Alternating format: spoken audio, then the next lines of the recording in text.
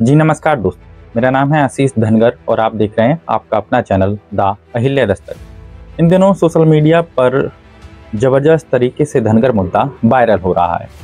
साथियों, समाजवादी पार्टी भी लगातार इस मुद्दे का समर्थन कर रही है और लगातार ये मुद्दा गर्मजोशी से नज़र भी आ रहा है। फिरोजाबाद में हाल फिलहाल के अंदर टुंडला जो विधानसभा बढ़ती है उस पर एक बड़ा कार्यक्रम हुआ समाजवादी पार्टी की समर्थन से, और उस कार्यक्रम से बहुत कुछ हासिल भी हुआ, बहुत कुछ देखने को भी मिला। लेकिन कहीं ना कहीं एक बात साफ तौर पर नजर आई। वो बात यह है कि कहीं ना कहीं इस धनगर मुद्दे को मजबूती तो मिल रही है, लेकिन ठीक विपरीत दिशा में, यानी कि इसको राजनीतिक सत्ता की चाबी नहीं दिखाई जा रही है। दरअसल समाजवादी पार्टी अक्सर ये बात करती है कि पिछड़ों को और दलितों को उसका हक दिलाने की बात समाजवादी पार्टी अक्सर करती है। और हाल फिलहाल में जो अभी मंडलीय महापंचायत हुई थी धनगर समाज की, इसमें समाजवादी पार्टी ने यह भी कहा कि धनगर समाज को राजनीतिक सम्मान भी देने का काम करे। दरअसल हम आपको बता दें कि इससे पहले साल 2014 में अक्षय यादव फिरोजाबाद की लोकसभा सीट से प्रत्याशी बने थे और उन्होंने जीत दर्ज की। यदि हम फिरोजाबाद की जातीय समीकरण की बात करें तो मुस्लिम मतदाता कहीं ना कहीं अहम वोटर माना जाता है, और मुस्लिमों के बाद में जाट, यादव और अब देखा जा रहा है कि धनगर, जिसकी अब तक गिनती नहीं हो पा रही थी, वो कहीं ना कहीं बहुत बड़ी तादाद में फिरोजाबाद लोकसभा में पाया जाता है। क्योंकि यहाँ से जो एसपी सिंह बघेल हैं, कहीं ना कहीं वो भी टुंडला से विधायक बन के आगे निकले हैं। उसके बाद में फिर से टुंडला जो क्षेत्र पड़ता है वहाँ पे प्रेमपाल धनगर मौजूदा विधायक हैं, और समाजवादी पार्टी की तरफ से भी महाराज सिंह धनगर को प्रत्याशी बनाया गया।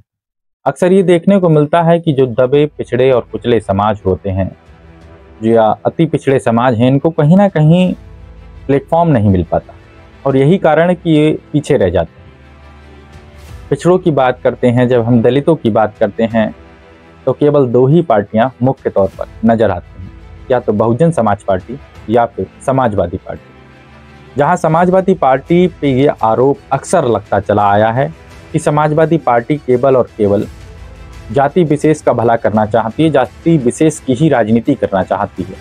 फिरोजाबाद से साल 2014 में जब अक्षय यादव ने जीत दर्ज, तो उनको 2019 में एक बार फिर से इसी लोकसभा से प्रत्याशी बनाया, लेकिन इस बार मुलायम सिंह के कुनबे से चाचा शिवपाल सिंह यादव इनसे अलग हो चुकी। उनकी अपनी अलग पार्टी चल रही थी, प्रगतिशील समाजवादी पार्टी, और उनकी राजनीतिक राहें हैं वो भी बदल चुकी थी।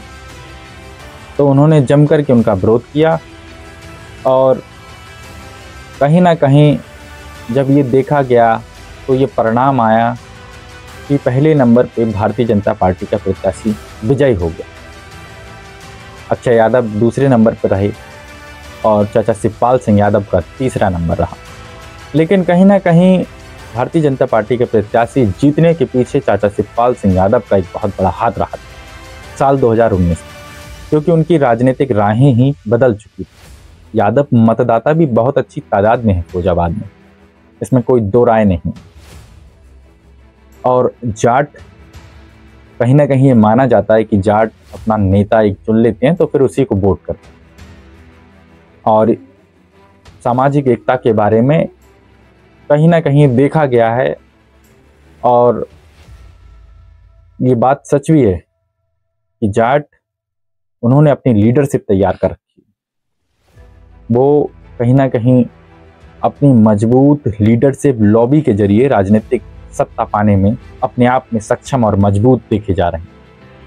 उसके बाद में जो अब तक एक जाति विशेष जो बची थी फिरोजाबाद के अंदर, धनगर समाज, इसको कहीं ना कहीं उत्तर प्रदेश के अंदर राजनीतिक ताकत नहीं मिल सकी, ये मुख्य धारा में नहीं आ सकी। तो कहीं ना कहीं अब ऐसा देखा जा रहा है कि यादव, जाट, मुस्लिम और धनगर मिलकर एक नया सियासी समीकरण फिरोजाबाद में पैदा कर सकते, और ये सियासी समीकरण ऐसा होगा कि ये पूरी सियासी राहें बदलने का काम करे।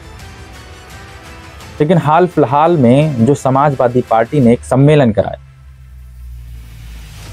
धनगर समाज का मंडलीय महापंचायत।